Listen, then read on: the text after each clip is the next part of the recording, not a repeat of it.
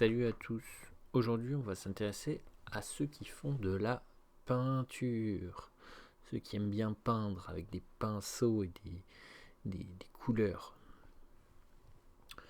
Euh, Alors, si vous avez lu le livre de Camille Lagerberg, toute cette série littéraire immense avec Erika Folk, qui est une série de romans policiers, avec Erika Folk qui est une détective.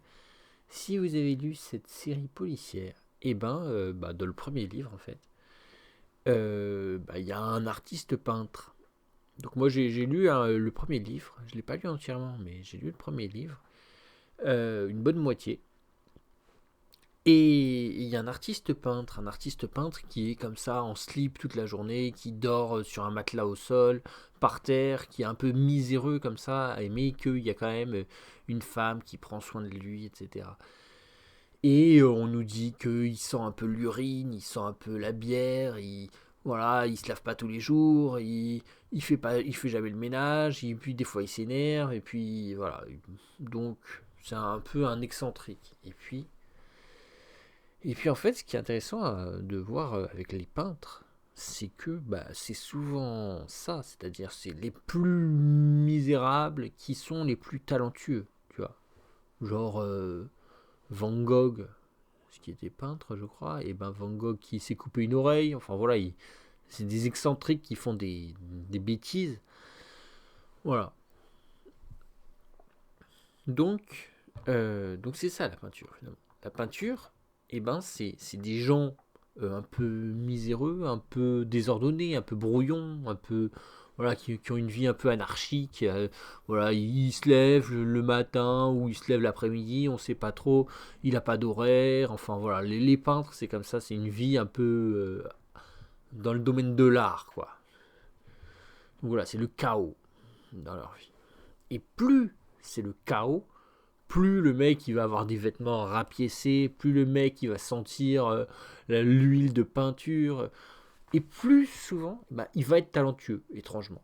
Donc voilà, il y a une proportionnalité à faire. Voilà. Et à l'inverse, les amateurs d'art, eux, ça va être des mecs soignés, nickel, propres sur eux, etc. Donc voilà, là vous avez celui qui fait de l'art, là vous avez l'artiste, et là vous avez l'amateur. Voilà, celui qui va être intéressé par les œuvres, celui qui va être intéressé par les toiles, tu vois. Et vous voyez que en fait, c'est pas du tout les mêmes, tu vois. Parce qu'en fait, lui, il va avoir comme ça, il va vivre dans le chaos, et puis du coup, sur sa toile, il va réussir à retranscrire un peu tout son imaginaire débordant. Donc voilà, c'est pour ça en fait qu'il entretient ce style de vie, plus ou moins volontairement. C'est-à-dire que mais comme il mène une vie un peu, c'est n'importe quoi sa vie, tu vois. Et du coup, dans ses œuvres, ça va créer des trucs totalement originaux, des motifs nouveaux que personne n'avait jamais vus, etc. Et donc c'est ça qui est amusant. Et c'est pour ça que ces peintures vont avoir de la valeur. Tu vois. Donc on nous dit parfois que tout est de l'art. Et c'est vrai, tout est de l'art. Mais vous avez l'art du mec totalement du mec totalement endormi là. Vous avez l'art du celui qui passe sa vie à faire de l'art, à boire des bières vous avez l'art de celui-là qui fait un peu n'importe quoi et qui fait des toiles incroyables. Et du coup, mais cet art, c'est pas le même que l'art que pourrait faire lui, tu vois. Lui, il va faire un art avec des petites lignes, voilà, bien parallèles, machin. Donc c'est deux formes d'art très différentes. Ça, c'est vraiment du vrai art. C'est-à-dire c'est un art qui va vraiment créer des connexions dans le cerveau. Tu vois. Alors que là, bon, c'est un art, c'est aussi de l'art, mais c'est un art que notre cerveau, il va pas réagir. Tu vois, il va voir son art, il va dire ouais, c'est de l'art, d'accord. Mais en fait, il va pas y avoir des connexions qui se font dans le cerveau, tu vois.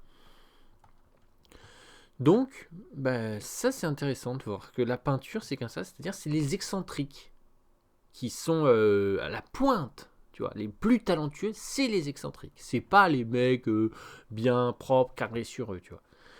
Non, il faut de l'excentricité pour être fort, pour être doué. Ok. Et on va faire l'analogie justement avec la science. La science, est-ce que ce serait pas pareil finalement? Est-ce que la science finalement, c'est pas une forme d'art? Donc voilà, là j'ai parlé de la peinture, mais c'est vrai aussi par exemple pour la musique. c'est vrai pour pas mal de choses. Et est-ce que c'est vrai aussi pour la science? C'est ça la question qu'on va se poser. Est-ce que le scientifique, il faut qu'il soit soigné, propre, machin, ou bien est-ce qu'il ne faut pas qu'il ait aussi un peu cet état d'esprit de l'artiste? C'est-à-dire, voilà, il va créer... il va créer des nouvelles choses, il va essayer de créer des nouveaux traitements, il va avoir des idées, un peu comme Dr House, qui fait souvent n'importe quoi, et qui va même jusqu'à s'opérer sa propre jambe, parce qu'il s'est créé un cancer malgré lui. Enfin voilà. Est-ce que en science, c'est pas comme en peinture? Est-ce qu'il n'y a pas une analogie à faire entre la science et la peinture, et dire que le scientifique, le meilleur scientifique, finalement, c'est quelqu'un qui va avoir des vêtements rapiécés, c'est quelqu'un qui va être un original, quoi, qui va être un peu excentrique. Donc est-ce que c'est pas ça le meilleur scientifique, tu vois? Parce qu'il va avoir des idées, il va connecter des trucs que personne, il va penser à des maladies rares que personne n'y aurait pensé, et puis il va trouver la vraie solution, tu vois?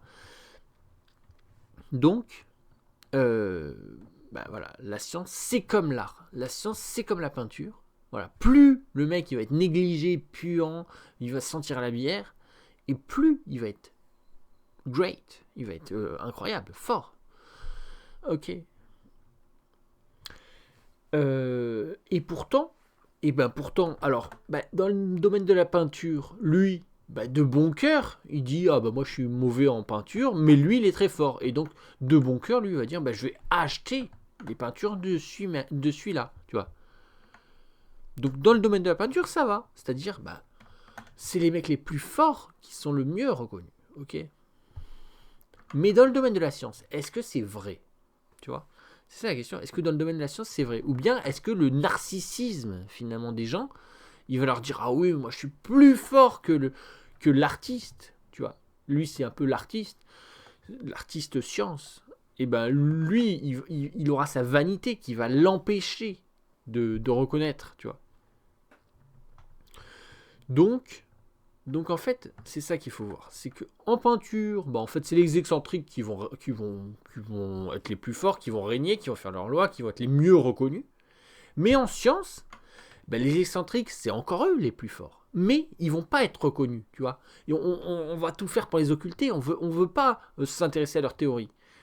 Ça nous intéresse pas. On veut occulter au maximum. Et on veut, faire semblant que c'est lui le plus intelligent, que c'est lui qui est le plus fort en science, etc. Alors qu'en réalité, c'est totalement faux. Ok.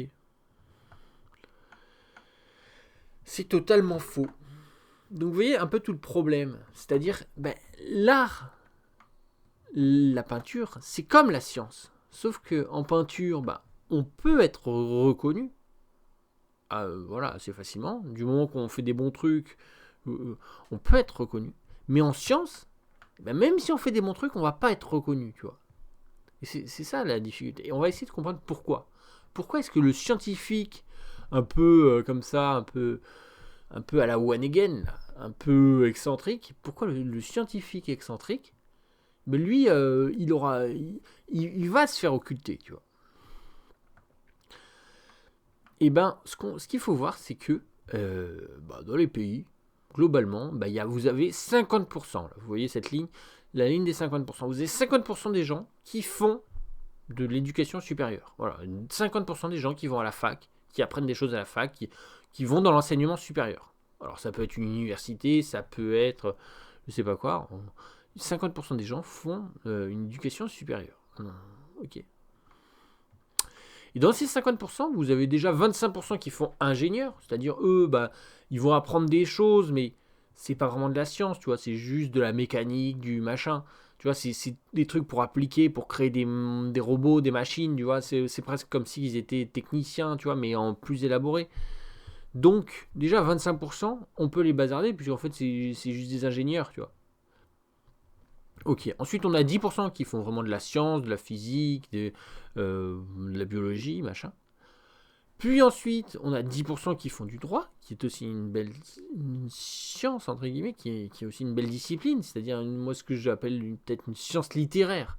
Tu Tu vois. Donc on a 20% finalement qui font de la science et qui vont vraiment avoir être instruits. Tu vois. Et puis on a 5% qui vont avoir des masters, mais en fait c'est des masters, mais ils ont fait de la restauration, ils ont fait de l'hôtellerie.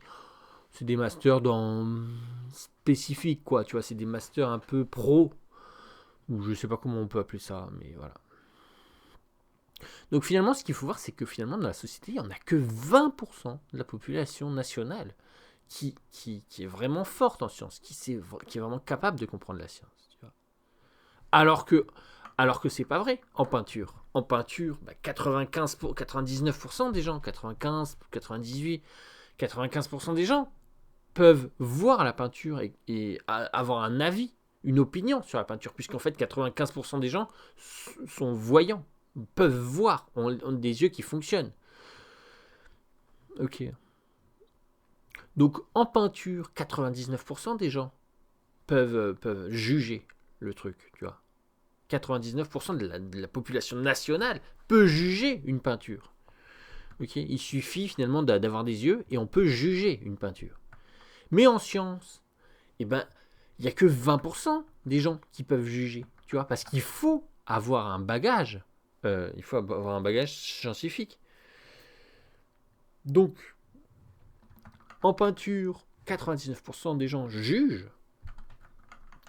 En sciences, 20% seulement des gens jugent. Ok. Donc c'est un peu ça le problème, c'est-à-dire que le narcissique là, très riche, très propre, très soigné, le narcissique qui se croit tellement plus intelligent, tellement plus scientifique, tellement plus fort que tout le monde, il aura personne pour lui tenir tête, personne pour le contredire, tu vois. Puisqu'en fait, la grosse majorité des gens, ils comprennent pas la science, tu vois. 80% des gens n'ont pas fait d'études supérieures en sciences, tu vois. Il n'y a que 50% qui fait des études supérieures. Déjà, la moitié, 25%, ça va être des ingénieurs qui sont pas forcément calés en biologie, tu vois. Et après, il reste que 20% finalement qui font vraiment de la science. Mais sauf que 20%, c'est pas suffisant, tu vois.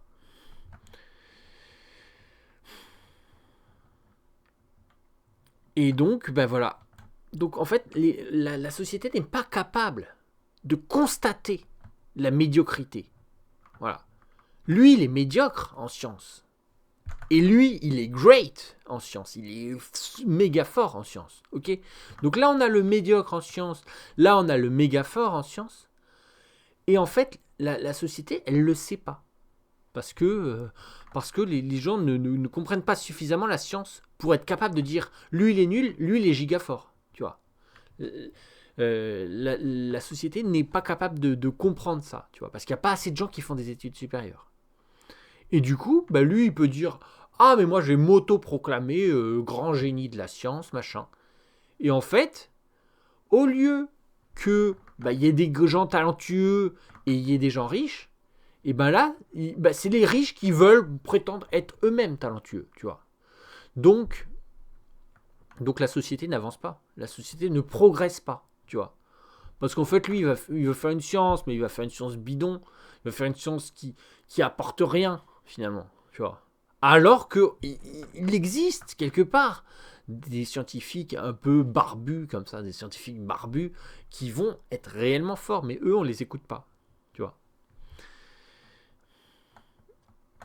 Donc, voilà, c'est un peu triste, mais c'est intéressant de le voir et de le comprendre. C'est que... voilà, c'est un peu triste. Donc finalement, il faut voir la science comme une forme d'art. Tu vois, la science est un art. La musique est un art, la peinture est un art. Et en fait, dans l'art, en fait, l'art, il faut un esprit très imaginatif pour être fort. Tu vois, il faut avoir un mode de vie alternatif, un mode de vie où on va se lever tard, où on va boire de la bière, où on va dormir par terre, un mode de vie où on va pas se laver les vêtements trop souvent, un mode de vie, tu vois, un peu totalement alternatif. Voilà. Et c'est ça qui nous rend fort en art. C'est ça qui va nous faire de nous un super peintre, un super musicien, etc. Et c'est aussi ça qui va faire de nous un super scientifique. Ok. Donc, ben voilà. Et si vous voulez des super scientifiques, cherchez ceux qui ressemblent à ça, tu vois. Ne cherchez pas des mecs qui ressemblent à ça. Eux, ils sont nuls en science, tu vois. Les vrais scientifiques, ils ressemblent à ça, tu vois. Ils ont les vêtements rapiécés, ils ont une bière à la main, et puis ils ont des sourcils froncés, tu vois. C'est ça vraiment les vrais scientifiques, tu vois.